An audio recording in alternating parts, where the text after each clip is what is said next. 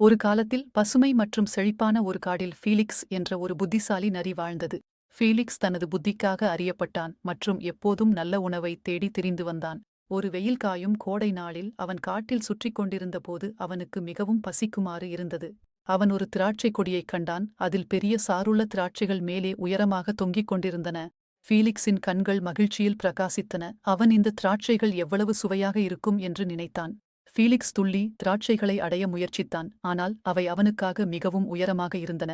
அவன் பலமுறை முயற்சித்தான், ஒவ்வொரு துள்ளலும் அவனை அவன் விரும்பிய வெகுமதிக்கு அருகில் கொண்டு செல்லவில்லை.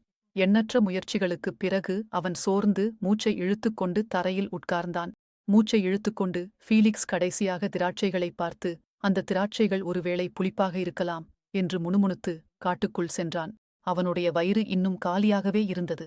இந்த கதையின் நெறிமுறை என்னவென்றால், உங்களிடம் இல்லாததை இழிவாக நினைப்பது எளிது. அந்த நாளில் ஃபீலிக்ஸ் நரி ஒரு மதிப்புமிக்க பாடத்தை கற்றுக்கொண்டான். சில நேரங்களில் நீங்கள் விரும்பும் விஷயங்களை பெற முடியாது என்று உங்களை நம்ப வைப்பதை விட விஷயங்களை அவ்வாறே ஏற்றுக்கொள்வது சிறந்தது.